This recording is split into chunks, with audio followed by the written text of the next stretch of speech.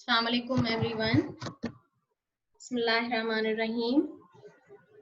Now we are going to start the histology of muscular system.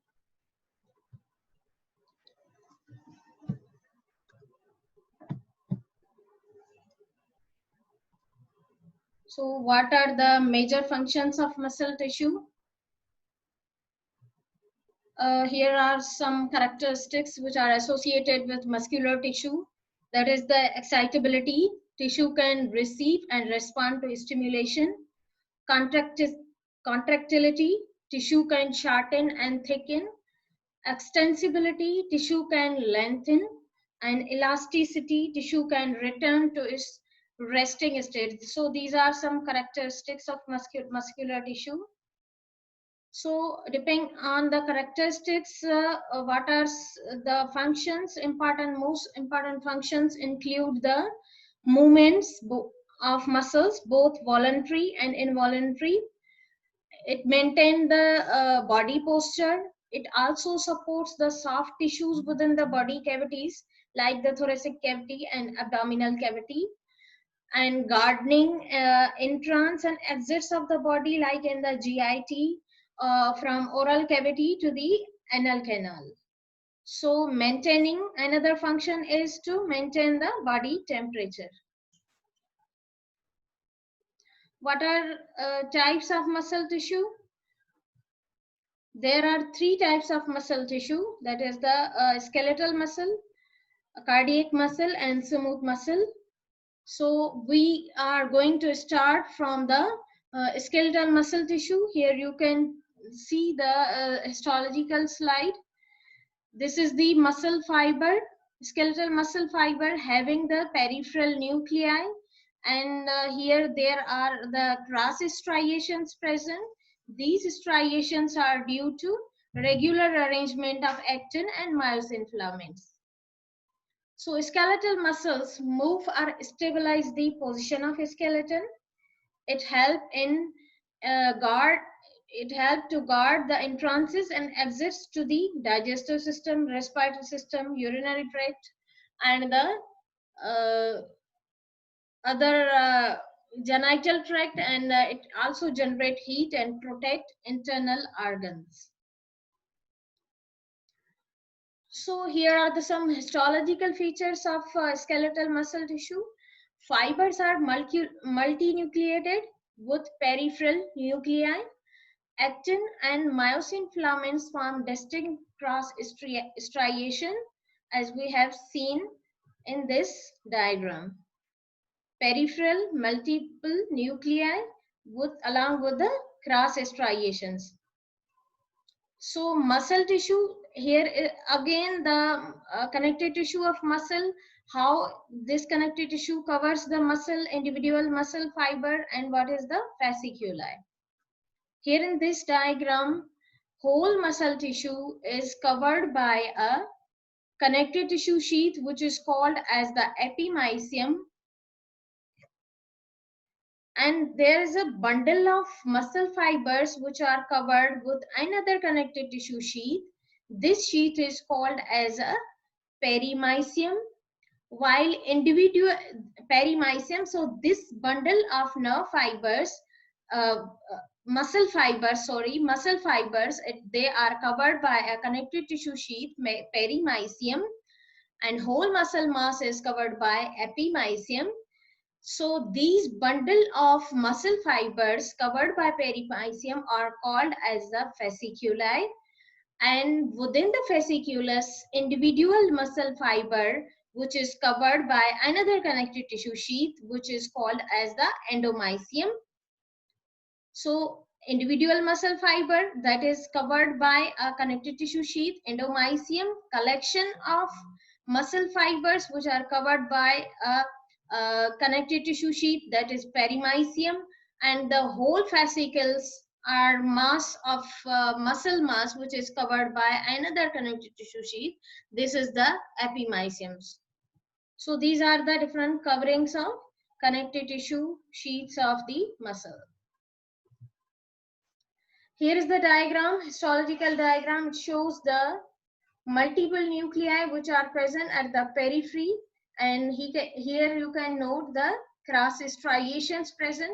These striations are due to regular arrangement of actin and myosin filaments. These filaments are actually contractile proteins. So this muscle is under control of our own will. So that is why this muscle is called as a voluntary muscle. Here is another micrograph which is taken from histology, which is stain. This stain under the this micrograph is stained by a with H&E stain, hematoxylin and eosin stain. Here you can see myofibrils. Here is the transverse section. Endomysium, individual muscle fiber. Here's the transverse section of individual muscle fiber. Here you can note that this is the endomysium, which covers the individual muscle fiber. Here you can see the blood vessels along with this endomysium, and here is the peripheral nuclei are present. More than one nuclei, multiple nuclei, they are present at the periphery. So here is the endomysium. So this was the transverse section of skeletal muscle. Another most important sensory receptors, these are called as the neuromuscular spindles. These are present within nearly all the skeletal muscles of body. So these spindles consist of connective tissue capsule in which there are modified muscle fibers. They are called as intrafusal fibers along with the sensory nerve endings. So neuromuscular spindles monitor the changes in the muscle length and activate complex reflexes to regulate muscle activity.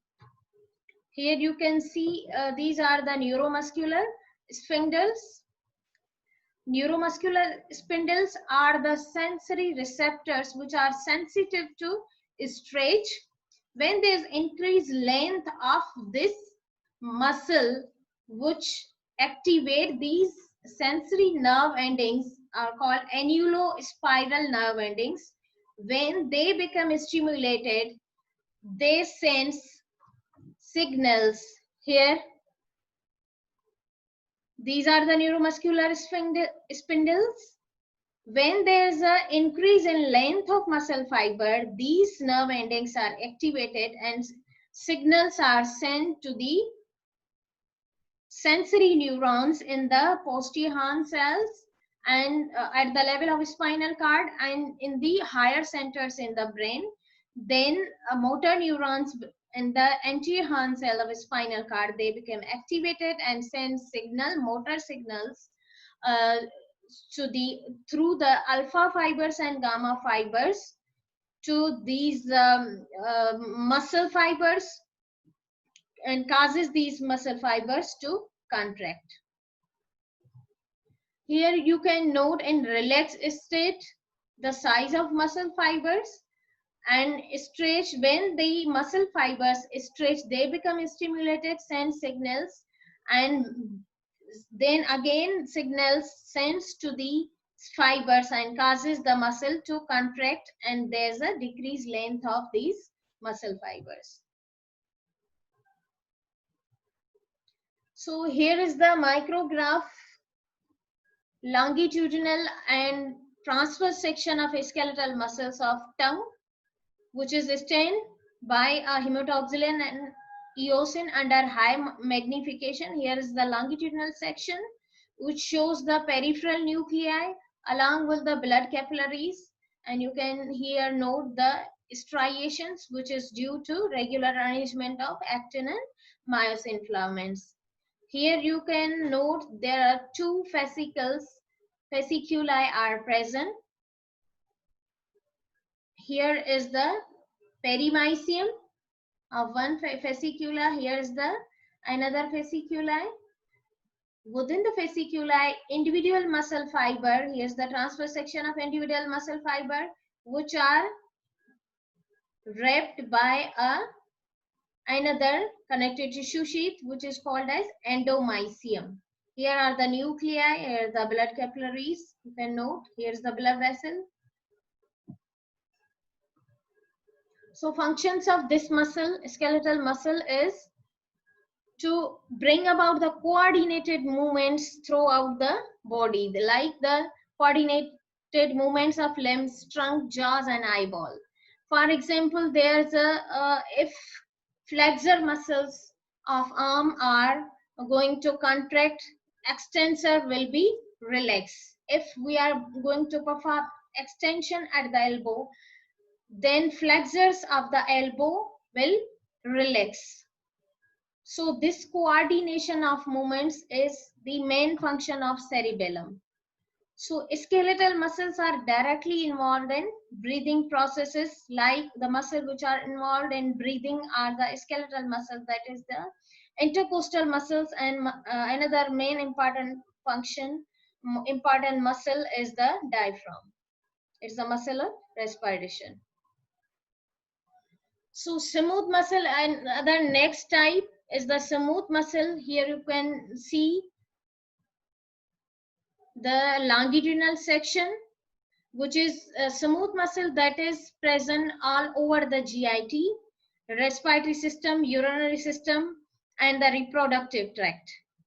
It controls the diameter of respiratory passages, as well as it is smooth muscle is also present within the blood vessels, which causes the contraction and relaxation of blood vessels to control the blood pressure.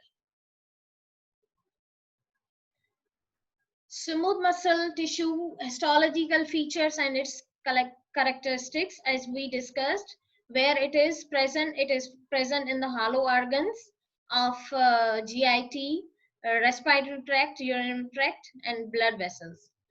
The shape of this muscle fiber shape is the fusiform, and it is having a nucleus which is present in the center. It is surrounded by a cytoplasm, which is called as a sarcoplasm, and it is bounded by a cell membrane, which is called as the sarcolemma. So here is you can note the striations which are not present in this type of muscle. They contain the actin and myosin filaments, but they are not regularly arranged, as in case of skeleton as well as the cardiac muscles. So these muscles are involuntary, under autonomic and hormonal control. Here's the longitudinal section and transverse section of smooth muscle in the wall of small intestine, which is stained by hematoxylin, stained with the hematoxylin and eosin under high magnification power. This is the longitudinal section, and this is the transverse section. Here you can see the shape, spindle shape cells having a nuclei. Here is the blood vessels. Here the transverse section of these spindle shaped cells, smooth muscle cells. Here's the nucleus, which is present in the center. Here's the blood vessels, or capillaries. So function of smooth muscle, what is its function? Its function is to control the involuntary movements, as in case of GIT, the peristaltic movements. Another function is it relaxes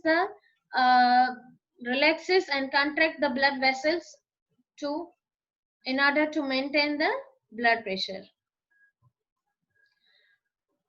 Here's the third type of muscle, that is the cardiac muscle, which is usually found in the heart and its major blood vessels. So this muscle help to move the blood and maintain the blood pressure. So histological features of this muscle. Primary, this muscle is located in the, as we discussed, located in the heart and its major blood vessels like aorta and pulmonary trunk. Similar to its features for the skeletal muscle, it has exhibit cross striations due to regular arrangement of actin and myosin filaments. Under electron microscope, we can note A band, I bands, and Z lines and repeating sarcomere units. So they have a nuclei which is present in the center. These cells are shorter and are branched. So in this figure, you can note the branching pattern of these cells. The ends of these cells are, you see here, the dense staining junctional complexes. These junctional complexes are called as the intercalated disc. Within the intercalated disc, there is the gap junctions present for ionic communication that maintain continuity between the adjacent cardiac muscle fibers.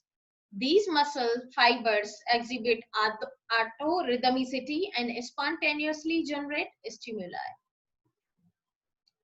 The function of cardiac muscle tissue, it plays a most important role in contraction of the different chambers of the heart like atria and ventricles. It also causes the rhythmical beating of heart, and it also circulates the blood throughout the body. So here's some differences between the smooth muscle, cardiac muscle, and the skeletal muscle. First of all, look at the shape. Here's the spindle shape. Here's the striated. These muscle fibers are branching. Here's the shape of skeletal muscle is a tubular shape. A single nuclei present in these cells. Here is the single nuclei. Here you can note peripheral nuclei, which is multiple nuclei, which is present on at the periphery. And here you can note the striations which are present in cardiac and skeletal muscles, while these striations are absent in smooth muscles. Here you can note the branching pattern which is marked in the cardiac muscle, while it is absent in the skeletal as well as in the smooth muscles. These organs are found in the walls of internal organs like in the GIT, respiratory tract, urinary tract, while this muscle is found in the heart and its major blood vessels. And this skeletal muscle, which is usually attached to the skeleton, and this is voluntary muscle. These two, cardiac and smooth muscles, are both are involuntary. That is under control of autonomic nervous system. So that was all about the muscular tissue. Thank you all.